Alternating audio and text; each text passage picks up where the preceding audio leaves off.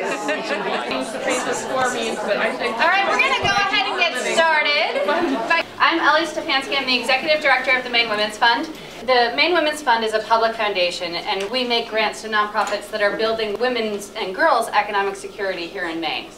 Women Standing Together is a program that's really about investing our creativity, our savvy, our great ideas in helping women entrepreneurs succeed. I would like to welcome Susanna Liller, who is the chair of our Women Standing Together program, and she's going to take us through the day.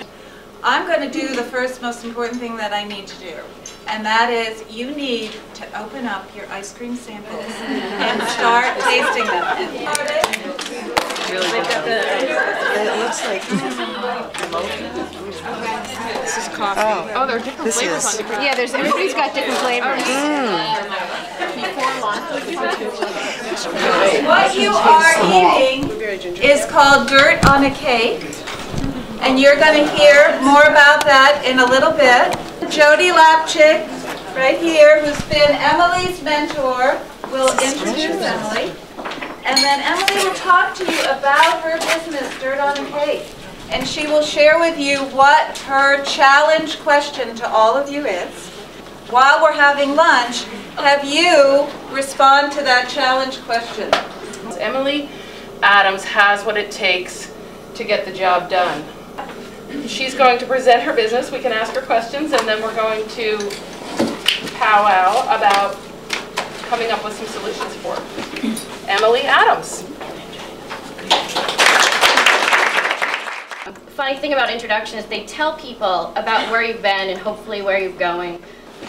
I've gone by many names in my life, Emmett, Kid, Mama, but recently I've begun to be known by two different names, the ice cream cake lady or the dirt on a cake lady. I took a step back recently and decided that I wanted to focus on what I wanted to do. Focus on my dreams versus making someone else's dreams happen. At my oldest daughter's 5th birthday party, she insisted on having an ice cream cake, so I go to put the cake down and one mom says to the other mom, "It looks like dirt on that cake." And I just quickly come back and go, "But it tastes so good." And from that party the demand started, and that's when a Dirt on a Cake was born.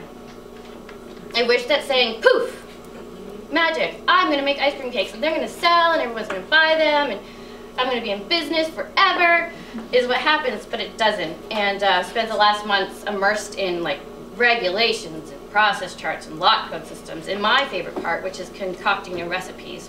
And I'm trying to change people's perceptions that there has to be a special occasion to try ice cream cake. People are happily buying, you know, the cartons of ice cream or whatever the new ice cream flavor of the month is. Now, people have no problem buying those, but they come to a real sticking point when they think about ice cream cake. And people are having a hard time stepping out of that box and seeing that you can have another type. So this brings me to my central question. You've all tried the cakes. You've heard my spiel. What do you believe is going to be the most cost-effective entry point to the Maine food market? Thank you, Emily. You might have a couple questions before we set you free to be responding to her question. And how are you defining cost-effective? You have a website and you say specialty retail, but what does that mean to me? How do I find you?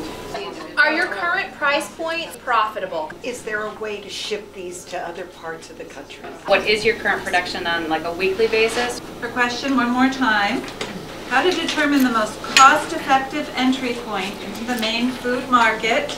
There needs to be one person at the table that can consolidate what people are coming up with, and I'll ask that person to present when we get back together at So I'm thinking if she can get into a higher end craft fair, even though it sounds hokey, you're exposing yourself to people and you're going to just start the ball rolling from there. She's got this cult-like following because people, we tasted this, right? I'm like totally gonna have that at my son's birthday party. She can piggyback onto their distribution channel. So Linda Bean's Lobster is now coming out of Barefoot Contessa. Or what about Linda Bean, who just bought that whole big new wharf? And what better place than Whole Foods or Hannaford to actually put up a great tasting table and then all of a sudden you have a following? A really important story about where these cakes came from. I'd like to see that somewhere.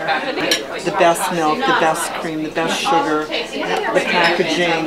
She's an expert at it. She did like 4 or 5 or 10 or something, you know, that you could bulk purchase. What every retailer asks, I don't care who you bring it to, is how will this add to my business? Have you back? So I begin with this table. I think your entry into the market are people who want something they can walk away with, kids, be it kids or adults. And then that, you know, if you have a family of 4 or whatever, everyone has a different flavor, and then that's your hook. You've hooked them then. So, presenter from this table. I'd like to ask if there's anybody here who knows Linda Bean and would be willing to introduce Emily to her, because we think she would be a great contact for a number of reasons. I think we just got a connection somehow. Okay, yes, great. Good. Thank you. Great. Thank you, table.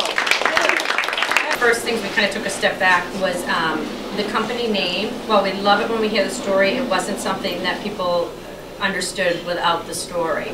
So there was a suggestion of maybe adding a tag that, you know, fabulous ice cream cakes or something to describe that it's ice cream cakes. Great. Thank you. What we talked about is simplify your target market. Maybe go after one specialty store. Maybe go after no specialty stores and do a social media, e-commerce. Just show up at the corner, Twitter your friends, and have your cult-like following come to you. If you simplify, so those are the things, and I'll just give you my list. We very much agreed with a number of things that were said. Smaller, fewer flavors, focus on things that allow you to be scalable. But one thing we added was that make sure that you focus all your time and energy on what you love about the business and bring in the resources to do the other thing. What just overwhelms me about this group is the generosity, and today we have just seen a huge example. So what will happen, Emily will go and do her magic with all these great ideas, and our next meeting we will be having Jody give us the update on how Emily has done with your ideas. So you'll get to get some sense of what happened with your feedback.